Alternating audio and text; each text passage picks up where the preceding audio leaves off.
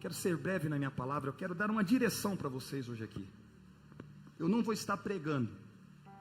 Hoje eu quero só liberar uma palavra diretiva, porque a nossa igreja está crescendo, e você precisa se situar aonde é que você está.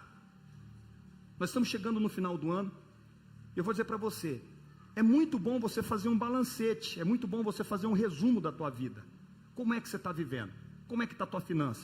Como é que está teu casamento? A introspecção, ela é maligna, porque muitas vezes quando você fica nessa introspecção você pode sabotar, e eu não quero que você se sabote, mas muitas vezes é muito bom você fazer um resumo, muito bom você saber quanto é que você está devendo, muito bom é você ter um diálogo com a tua esposa. Tem homem que não gosta de conversar com a esposa, tem esposa que não gosta de conversar com o esposo, tem gente que não gosta de dialogar, e por esses dias, eu vou estar sentando todas as segunda-feiras com todos os meus líderes de célula, porque nós estamos nos ajustando, irmãos. Se nós queremos ser uma igreja de milhares, nós precisamos nos ajustar, nós precisamos de fato nos organizar, e o Senhor, Ele colocou essa palavra no meu coração, e eu quero compartilhar. Você precisa saber em que nível você está, porque eu creio que a nossa vida, ela é como um degrau, ela é como uma escada, e você precisa saber em que lugar você está situado,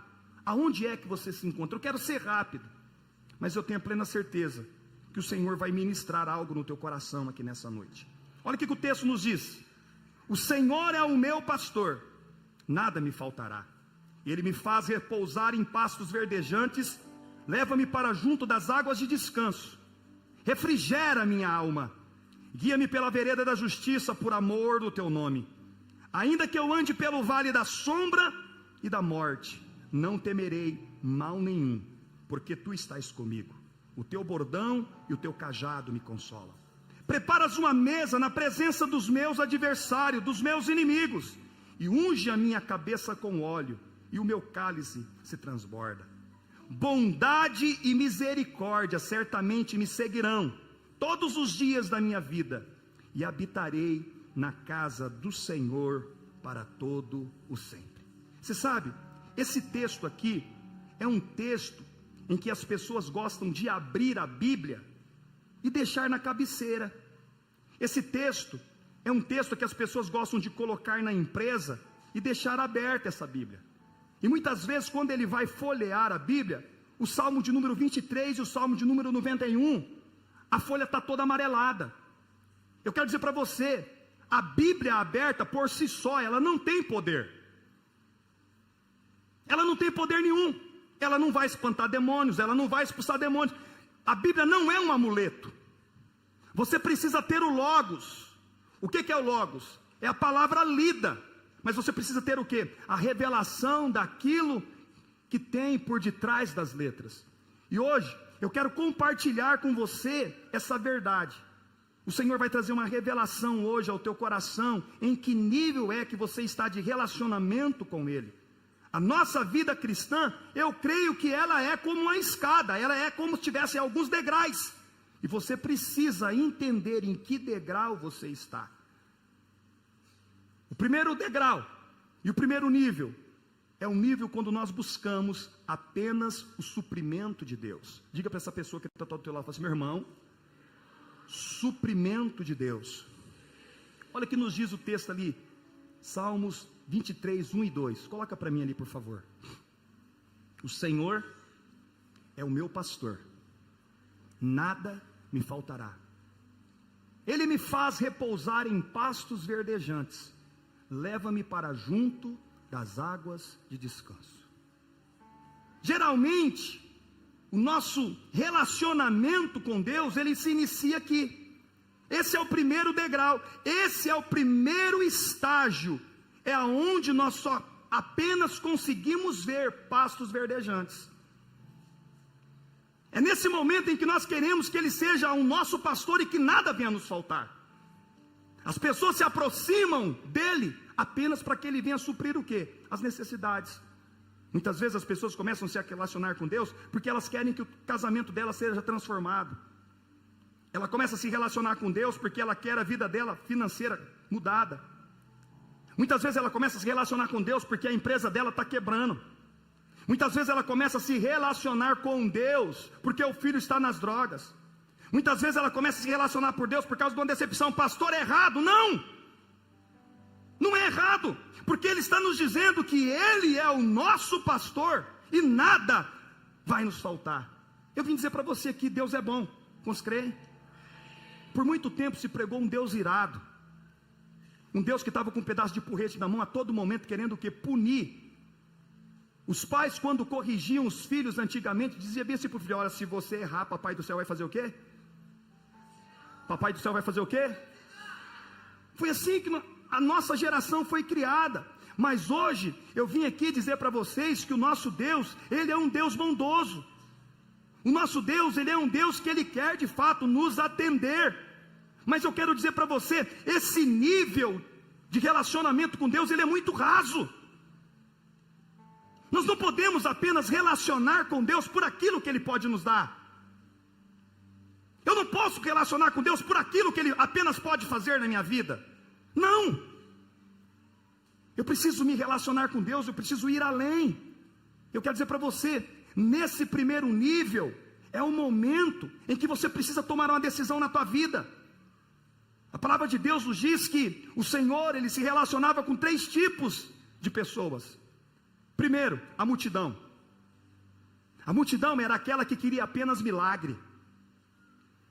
A multidão era aquela que comprimia Jesus e queria o quê? Os seus problemas solucionados. Mas foi com essa mesma multidão que crucificou Jesus. Foi a multidão que disse: solte a Barrabás e crucifique o Nazareno. Mas a Bíblia também nos fala que Jesus, Ele tinha um outro tipo de pessoas que caminhavam ao seu lado. Quem era? Os seguidores ocasionais. Esses seguidores ocasionais, até que eles respondiam até certo ponto. Eles até iam, eles até cumpriam a lei, eles até vêm na igreja, eles até dizimam, eles até ofertam, eles até vão dentro de uma célula. Mas quando você chama ele para uma responsabilidade, o que ele faz?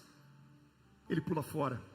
Mas tem o terceiro tipo de pessoas que se relacionava com Jesus. Quem são esses? Os discípulos. Os discípulos são aqueles de fato que têm de fato liberado a vida de Deus, que têm de fato segurado o Evangelho.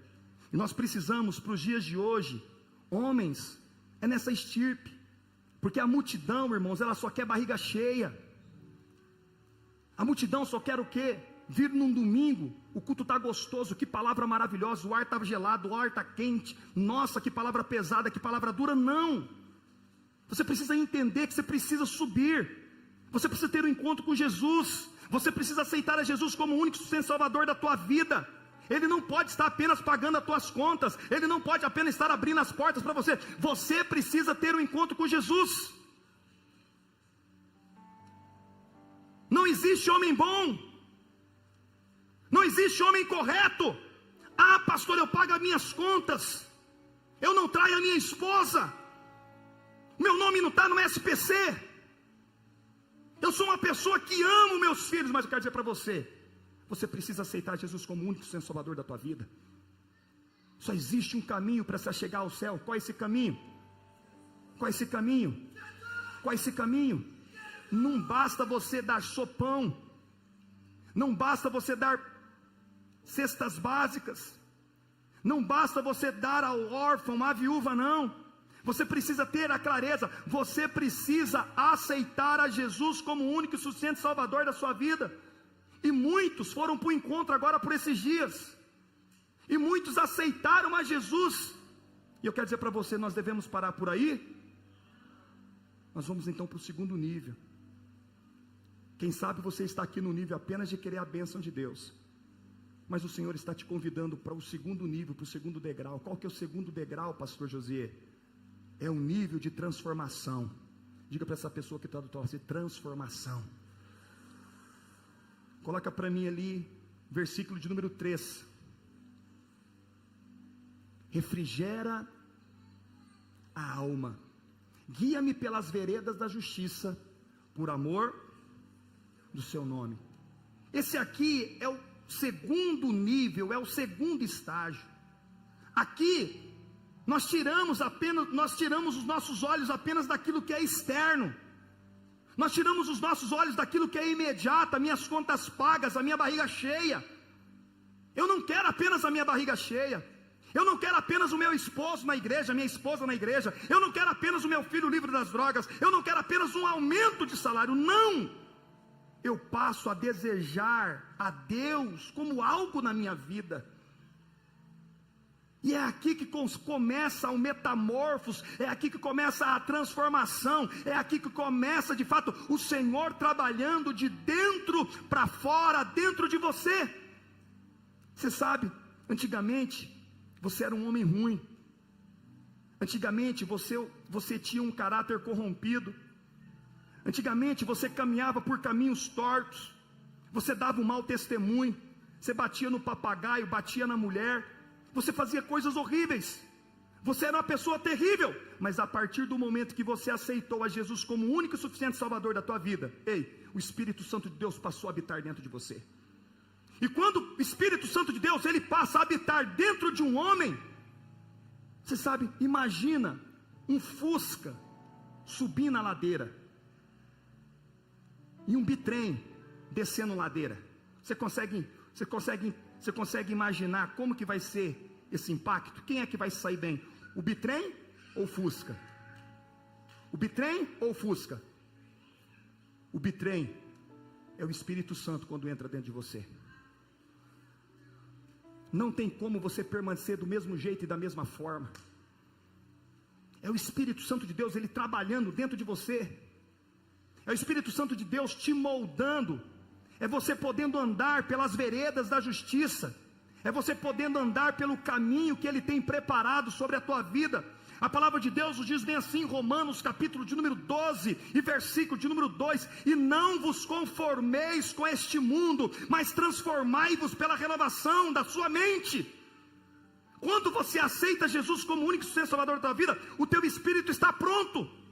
O mesmo espírito que pairava sobre as águas, o mesmo espírito que ressuscitou a Jesus de Nazaré, é o mesmo espírito que veio habitar dentro de você.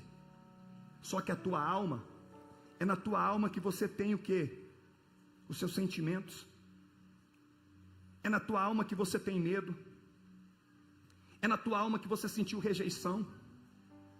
A tua alma talvez está ferida porque o teu marido te traiu ou te deixou. A tua alma está ferida porque talvez alguém te violentou. É na tua alma que você sente todas essas dores.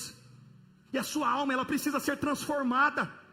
É por isso que entra ano e sai ano, pessoas não são transformadas, porque elas não permitem que a palavra de Deus venha transformar ela. Eu não tenho a capacidade de transformar vocês, eu não tenho o poder para transformar vocês, mas eu estou diante de um Deus que pode. Ele pode transformar você, Ele pode mudar a tua história, Ele pode mudar você por completo, é só você chamar por Ele. Quantos estão comigo? A verdadeira transformação, meu irmão, é quando você abre o teu coração e diga: Senhor, faça aquilo que Tu queres sobre a minha vida, guia-me pela vereda da justiça. Espírito Santo, me consola. Espírito Santo, me direciona. Usa, se for possível, o teu cajado para me tirar desse fosso. Quem sabe você está no fosso aqui nessa noite. Quem sabe você está num buraco. E o cajado do pastor, irmãos, não servia apenas para proteção. O cajado do pastor também servia para quê? Para tirar a ovelha do buraco. E quem sabe você está num buraco aqui nessa noite. E o Senhor está dizendo: nessa noite, eu te tiro desse buraco, talvez que você próprio se colocou. Ele vai transformar a tua vida. Quantos estão comigo aqui nessa noite? Sabe? E muitas vezes Deus vai usar uma pessoa como eu, um instrumento de Deus. Os anjos não vão descer do céu para poder pregar o evangelho para vocês. Nós estamos aqui na nossa quinta-feira com o nosso curso de consolidação. E o que nós estamos fazendo com esse curso de consolidação? Nós estamos capacitando as pessoas para que elas possam cuidar de outras. Sabe por que a porta do fundo está maior do que a porta da frente? Porque nós não temos pessoas que se interessam ou se disponibilizam para poder cuidar de outras. Elas só ficaram no primeiro nível. Eu quero sobre água fresca. Não, o Senhor te trouxe aqui nessa noite para te dizer: eu quero transformar você por completo. Eu quero arrancar todas essas... Irmãos, tem gente que você não consegue se relacionar com ele, que ele vive uma vida tão de síndrome de coitadinho, de coitadinha, que não tem como. Eu tinha vergonha da minha cor. Eu era uma pessoa complexada por causa da minha cor. Tem pessoas que é complexada pela orelha. Tem pessoas que é complexada pelo tamanho, pelo nariz, por tudo. E elas não conseguem avançar. Mas um dia eu fui transformado, Deus me curou. E eu vim aqui dizer para você: o Senhor não está olhando para a tua cor, o Senhor não está olhando para o teu tamanho, o Senhor não está olhando para a tua linhagem, o Senhor está olhando para aquilo que você está se dispondo para Ele realizar na tua vida. Para de se sabotar. Você vem se sabotando dia após dia. Não, o Senhor te trouxe aqui nessa noite. Eu quero te transformar. Sabe, muitas pessoas elas não conseguem avançar porque elas não permitem o Senhor entrar no lugar das dores, dos lugares dos traumas, dos lugares onde elas foram decepcionadas, dos lugares onde elas foram machucadas. Não, permita o Senhor transformar a tua alma. Quantos estão comigo aqui nessa noite?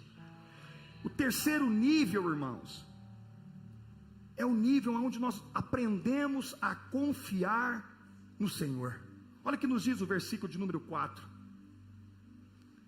Ainda que eu ande pelo vale da sombra e da morte, não temerei mal nenhum, porque tu estás comigo.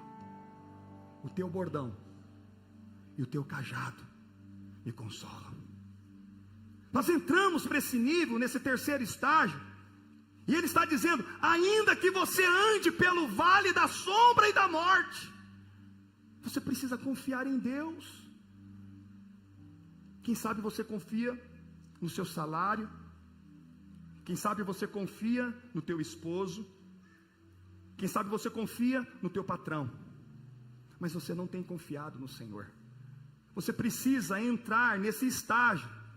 Você precisa entender que nós somos testados em meio às tribulações. Você precisa entender que nós vamos passar por dias maus, sim. Você precisa entender que nós vamos passar por dias em que a morte vai bater na nossa porta. Você precisa entender que você vai ter percas, mas ainda que você venha ter perca, Ele está dizendo: você precisa confiar nele. Nós estamos em luto. A família da irmã Celeide, a Dani, nós estamos em luto. O primo faleceu na quinta-feira, de quarta para quinta, e só foi encontrar ele na sexta-feira, às 19 horas da noite.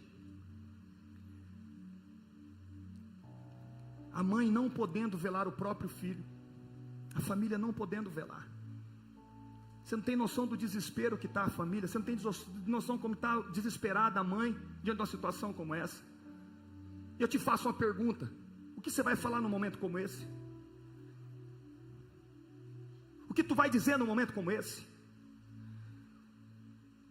Nós precisamos aprender a confiar, e ali o que nós temos apenas liberar sobre a vida de uma família enlutada? Confia no Senhor. E eu vim aqui dizer para você, e nós estávamos dizendo: não adianta chutar o balde, não adianta você desistir. Você não é um daqueles que retrocede. Você não vai recuar, você não vai abandonar a tua família. Nós estamos diante de uma geração que não suporta a pressão hoje. Abandona tudo. Confia no Senhor, meu irmão, porque o texto está nos dizendo: os que confiam no Senhor são como os montes de Sião, que não se abalam, mas permanecem para sempre. Confia no Senhor. Confia. Ah, pastor, se o senhor soubesse. Não, eu não sei. Mas Jó, no pior momento da vida dele, ele perdeu todos os seus filhos. Jó perdeu todos os seus bens. Jó era um dos homens mais ricos do Oriente. Ele perdeu tudo. E Jó estava numa situação onde o seu corpo estava coberto de feridas. E mesmo diante de tudo isso, ele dizia bem assim: antes eu só ouvia falar do Senhor, mas hoje eu te conheço. Hoje eu te conheço. Hoje eu te conheço. Ei, levanta a tua mão que eu quero liberar uma palavra sobre a tua vida. Ei, levanta a tua mão que eu quero liberar uma palavra hoje sobre a tua vida. Mesmo diante de um caos que você está enfrentando, mesmo diante de uma perca, mesmo diante de uma frustração, mesmo diante de uma traição, o Senhor está dizendo para você: tu vai me conhecer intimamente e eu vou fazer aquilo que você não pode fazer.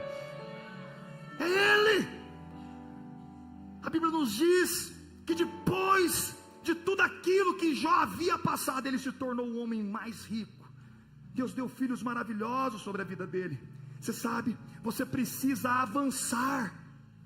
Você precisa chegar a um ponto de passar pelo vale da sombra e da morte, e você dizer: Pai, eu sei que o Senhor está comigo.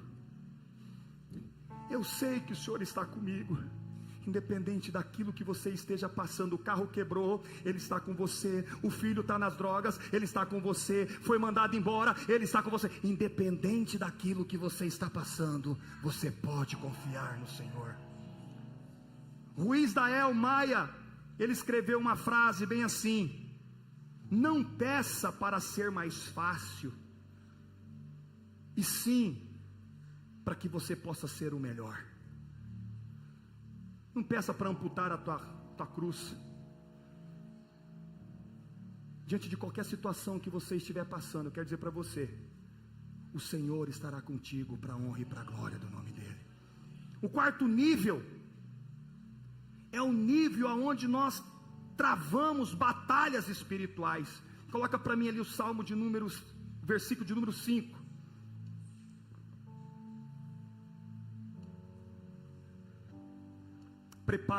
Preparas-me uma mesa na presença dos meus, em outras traduções está dizendo dos meus inimigos. Unge a minha cabeça com óleo, e o meu cálice se transborda. Você sabe, nesse quarto estágio, ele está dizendo bem assim: eu não vou retirar os inimigos da sua vida, mas eu vou preparar uma mesa na presença dos seus inimigos. Porque muitas vezes a gente pede para Deus: Deus me livra disso, Deus me livra daquilo. Não, é nesse estágio, irmãos, que nós vamos enfrentar guerras espirituais. Tu vai enfrentar guerras espirituais, mas com uma certeza: o Senhor já garantiu a vitória sobre a tua vida, porque Ele já colocou todos os inimigos debaixo do estrado dos teus pés. Deus prepara assim, irmão. Deus vai preparar um banquete. É nesse estágio que nós aprendemos que a vida com Deus, ela nos oferece guerras. Eu não estou dizendo que depois que você aceita Jesus como o único sustento salvador da tua vida, que você não vai ter embates. Não. Olha o que nos diz João 16:33: estas coisas o tenho dito, para que tenhais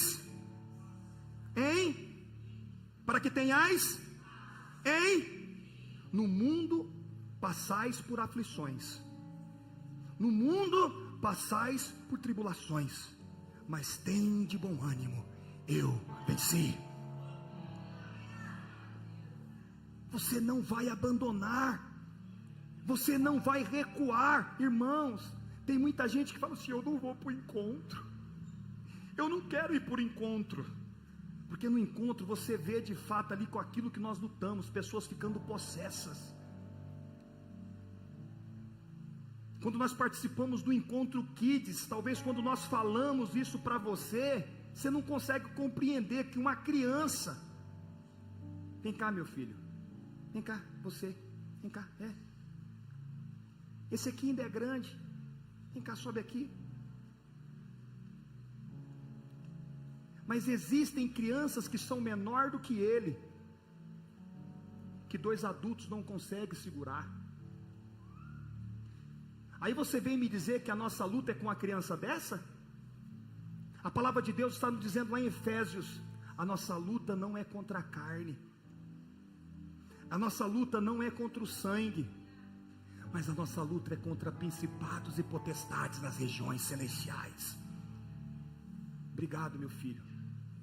Porque muitas vezes nós tiramos o foco do inimigo e colocamos o foco na nossa esposa. Nós colocamos o foco no nosso patrão. Nós colocamos o foco em tudo quanto é tipo de coisa. Mas a palavra de Deus está nos dizendo: ei, a tua luta não é contra a carne, mas a tua luta é contra principados e potestades. E lá em Mateus capítulo de número 16 e versículo de número 18, a parte B do texto diz bem assim: e as portas do inferno não prevalecerão contra a igreja. Quem é a igreja? É você. E ele está dizendo: nenhuma porta do capeta vai prevalecer sobre a tua vida, irmão. É o Senhor te usando, é o Senhor te levantando para que seja desfeito toda a obra das trevas. Eu me lembro muito bem, o senhor Miyagi está aqui, nosso irmão Afonso. Certa feita faleceu uma irmã lá na igreja dele, e no outro dia eles passaram velando ela o dia todo. E um dia eu estava lá em casa e eu falei: Deus, para onde que eu vou agora? E eu saí, eu tinha um Chevette naquela época, irmãos. Eu tinha um Chevette Tubarão, abaixado daquele jeito, que quando eu virava assim na curva, o banco virava junto para me colocar para fora, tudo podre por lá de baixo. E eu falei: Senhor, me direciona para mim para um lugar. E o Senhor foi me direcionando. Eu saí da Mata do Jacinto, eu entrei numa rua, andei, eu falei: Deus, se o Senhor está querendo me levar a algum lugar, tem que ter uma igreja nessa rua.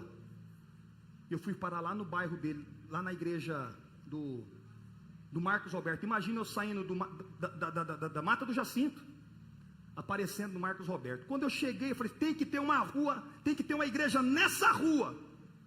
Eu andei mais um pouquinho, 50 metros, estava lá. E quando eu cheguei, imagina uma igreja que velou uma pessoa o dia inteiro, a noite inteira velando. E eu cheguei, e quem estava lá era o pastor Solon, que já faleceu, que está na glória. E ele me chamou para poder cantar. Nunca tinha pregado na minha vida. Escuta o que eu vou dizer para você: nunca tinha pregado na minha vida, só cantava. Cheguei lá e falei assim: vem cá, José, canta. E eu peguei o violão e cantei, e a glória do Senhor desceu na igreja. E ele falou assim: daqui a pouquinho o pregador vai pregar, o pregador vai trazer uma palavra do céu sobre as nossas vidas. E eu estou sentado. Aí ele ora e chama o pregador da noite. Eu quero convidar o pregador da noite, o irmão Josier. Eu falei: Senhor da glória. Eu falei: e agora? Nem Bíblia eu tinha naquele dia. Me deram uma Bíblia. Eu falei: Espírito Santo, eis-me aqui, usa-me. Preguei, e aquele dia foi presença de Deus, Afonso. Deus manifestou a glória dele, aquela glória de Deus veio, a igreja chorou, rodopiou. Você já sabe como que é a Assembleia de Deus. Eita glória! Aí, beleza, passou. Na segunda-feira nós tínhamos uma oração na Matriz. Eu não sei porque cargas d'água, o Zé Afonso foi para a Matriz. Chegando lá, ele passou na calçada, tinha um camarada que estava endemoniado. E o camarada orava em línguas, e o camarada se retorcia. Imagina, no meio da Afonso Pena, o camarada possesso, e um bando de gente orando pelo camarada, e o demônio não saía. Aí ele pegou, entrou dentro do salão nobre, foi lá, eu estava orando, e ele veio e me cutucou. Vem cá. Eu falei assim: pois não, onde você estava lá na nossa igreja pregando, e eu vi o quanto que Deus te usa. Tem um camarada que está ali fora possesso, vai lá expulsar o demônio dele. Eu falei: Jesus, e agora? Se eu não for expulsar esse demônio, eu vou despregar tudo aquilo que eu preguei. E eu falei: e agora? E eu falei: eu vi que Deus te usa. E eu falei: é, você viu? Eu falei: então, eu falei, então tá bom, eu vou lá. Irmãos, eu saí com as pernas tremendo. Eu falei: saí com as pernas tremendo. E no que eu fui andando, eu fui começando a orar em línguas.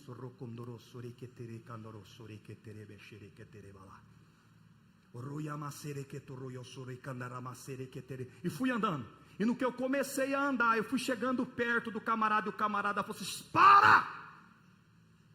Não vem aqui não, que você está me queimando. Para! E quanto mais próximo eu chegava perto dele, mais ele gritava. De repente ele começou a orar em línguas. Eu falei para ele: cala a tua boca! Cala a tua boca! o teu show acabou agora. Tu vai arrumar toda a tua roupa suja e tu vai bater em retirada daqui, em nome de Jesus, em nome de Jesus, sai! Ele foi liberto para a honra e para a glória do nome de Jesus. Não tem nada a ver comigo, tem tudo a ver com Ele. Eu vim aqui dizer para você, Deus te deu autoridade para poder pisar em escorpiões e serpentes. O reino de Deus é impetrado nessa terra. Quando nós oramos pelos enfermos, eles são curados. E quando nós expulsamos os demônios. Você precisa entender que nós não estamos aqui de passagem. Você precisa entender que o Senhor nos comissionou. Existem pessoas que estão morrendo. Existem pessoas nesse exato momento que estão precisando de libertação. E Deus quer te usar, meu irmão. Você precisa sair do nível raso de apenas querer comer babalu ou comer, quem sabe, um pudim. Você precisa mergulhar em águas mais profundas. Você precisa ser transformado. Você precisa confiar em Deus. Mas você precisa combater o combate da fé, dar a ordem e os demônios baterem em retirada quando estão comigo.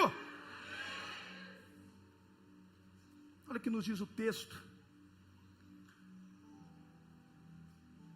Salmos 23 e 6, nós vamos finalizar para o último nível. Aprendendo a amar a casa de Deus. Coloca ali para mim. Bondade e misericórdia certamente me seguirão todos os dias da minha vida, e habitarei na casa do Senhor para todo sempre. Eu estou falando para vocês de 5 estágios. Primeiro estágio, eu só quero provisão, eu só quero minhas contas pagas. Segundo estágio, a transformação por completo dentro de mim. Quarto estágio, eu passando a confiar em Deus. Eu confio em Deus, independente daquilo que vai acontecer, eu confio em Deus. Mas no quarto estágio, eu entendo que existe uma guerra, e essa guerra já foi ganhada. Ele já ganhou, e Ele já colocou todos os inimigos debaixo do estado do nosso pé. Nós precisamos apenas nos posicionar. Se posicione que Deus vai te dar vitória. Mas nós precisamos entrar na onde, pastor Josier? No quinto nível, no quinto estágio. Você precisa compreender a importância da casa de Deus.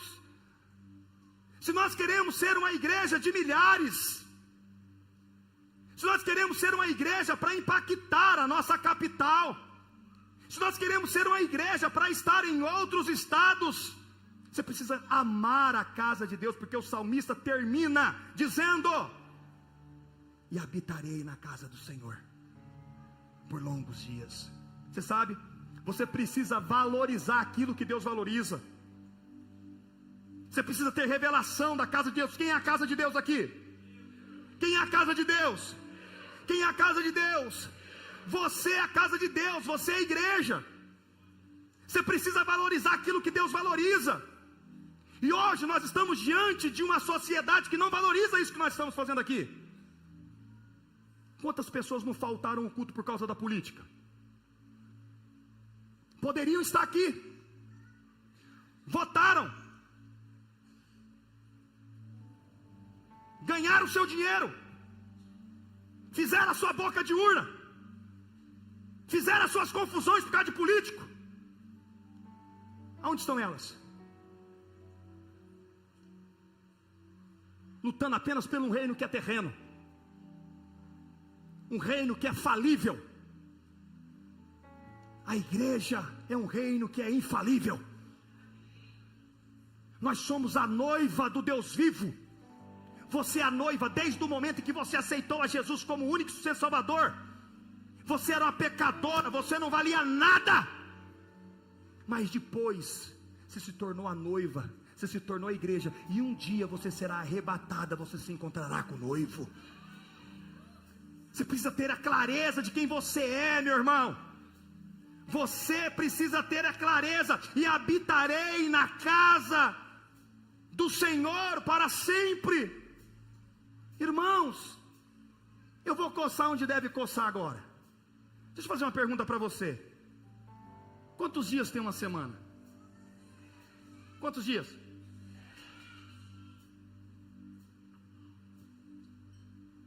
Quantas horas tem uma semana?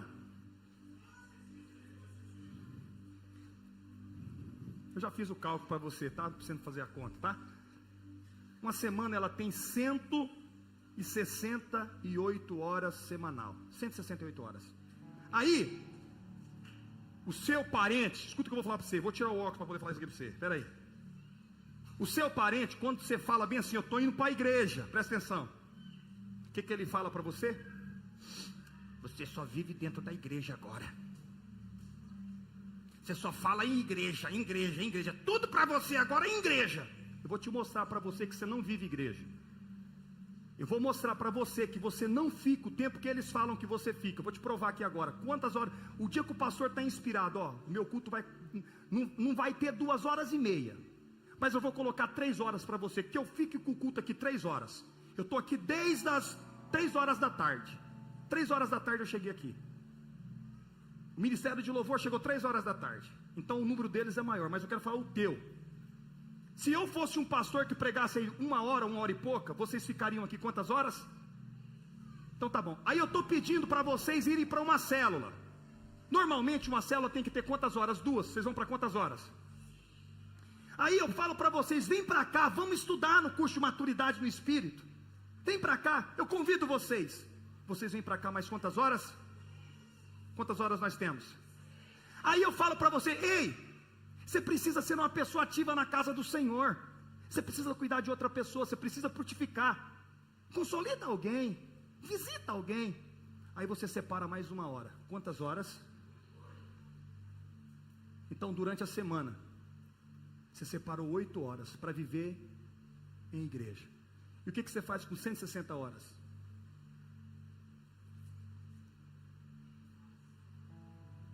Só que tem pessoas que falam para você que você só vive na onde?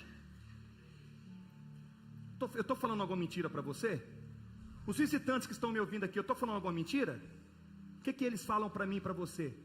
A sua vida é igreja. Mas eu quero dizer para você, você fica apenas 8 horas se relacionando com a igreja. É muito pouco. É muito pouco, não é nem 10%. Agora, sabe o que o salmista Davi, ele nos disse bem assim? Alegrei-me quando me disseram, vamos à casa do Senhor. O salmista Davi disse bem assim, mais vale um dia na tua presença do que 1000 em outros lugares. Ei, eu vim aqui dizer para você, você precisa crescer, você precisa subir de nível, você precisa amar a vida da igreja, você precisa ter essa clareza.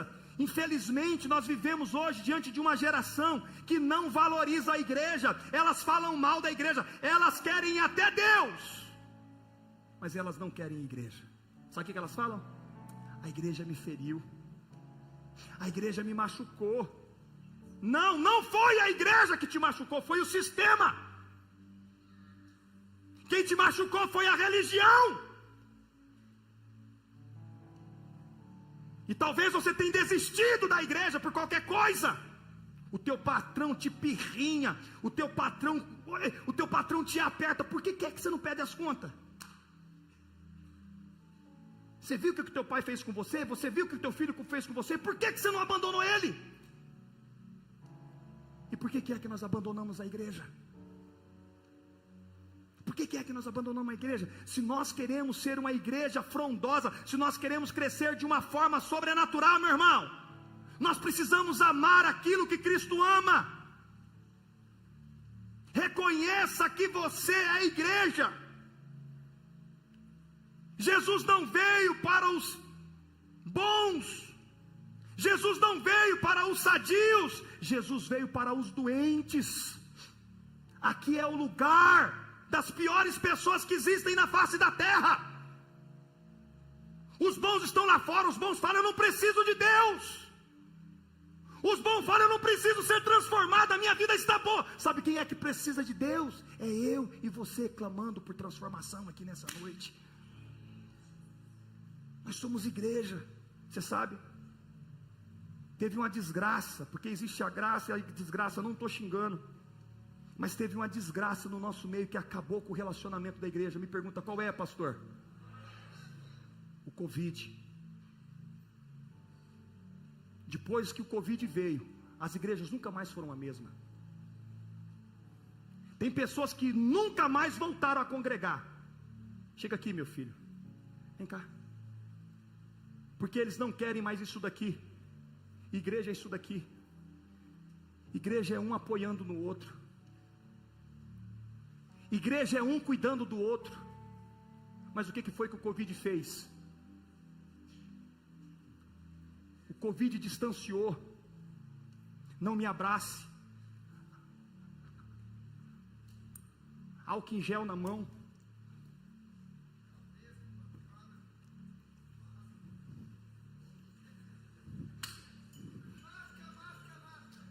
Máscara. Foi isso que o Covid fez. Isso foi uma artimanha de Satanás para poder acabar com a igreja.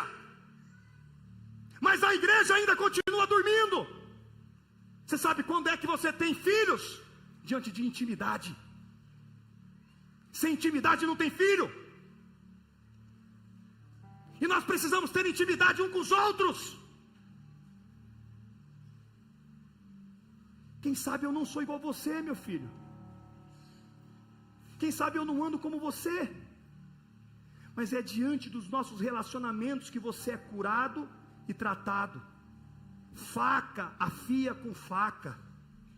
Faca não afia com papel.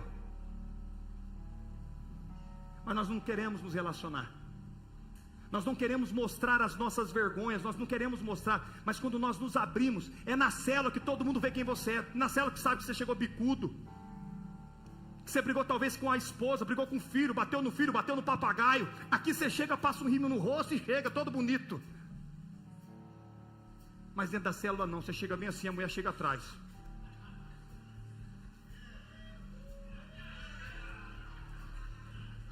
Bora, mulher, bora. Aí tá lá, aí os irmãos chegam, você aceita salgadinho? Não, quero não, vamos. Sabe o único lugar que havia proteção quando veio o dilúvio?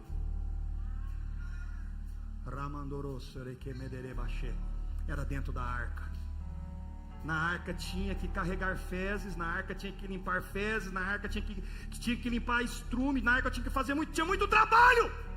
Mas fora da arca só existia morte e cadáver. Você está reclamando da igreja? Mas eu vim aqui dizer para você, a igreja ainda continua a única instituição que faz as portas do inferno parar. O dia em que a igreja for arrebatada, ei, preste atenção, porque o dia em que a igreja for arrebatada, o Espírito Santo será também arrebatado com a igreja. Ainda aquilo que para, ainda alguns demônios dos dias de hoje, a igreja, você é aquele que paralisa. Mas quando a igreja for arrebatada, eu não quero estar aqui. Imagine uma terra sem o Espírito Santo. Imagine uma terra sem a igreja. Assim será na volta do nosso Senhor Jesus Cristo de Nazaré. E você sabe, Ele vai voltar para poder buscar uma igreja lavada e remida pelo sangue do Cordeiro. Eu te desafio aqui nessa noite para poder finalizar. Participe da tua igreja. Ore pela tua igreja. Honre a igreja falando bem da tua igreja. Onde você chegar, começa a falar da tua igreja. Honre falando do teu pastor, não fale mal dos teus irmãos, não abra a tua boca para poder falar mal dos teus irmãos. Sirva, se envolva nas programações, indo nas células, se envolva indo nas orações, se envolva fazendo culto de maturidade, fazendo curso de maturidade no Espírito, se envolva fazendo CTL, se disponha a ser um consolidador. Ei, participe dos encontros, seja aquele que vai servir. Ei, contribua. Seja um mantenedor da igreja, seja um dizimista fiel, se levante como uma oferta alçada. Ei, passe a cuidar das pessoas que estão à sua volta, discipule alguém, abençoe a vida de alguém, doe o seu tempo para alguém, seja um exemplo que você gostaria que os outros pudessem ver, seja referência, que as pessoas possam te imitar, seja a melhor igreja que você puder ser. Eu te chamo hoje nessa noite para você vir ser igreja. Quantos querem de fato nos tornar a igreja de milhares aqui em Campo Grande? Se coloque de pé que eu quero orar com você em nome de Jesus.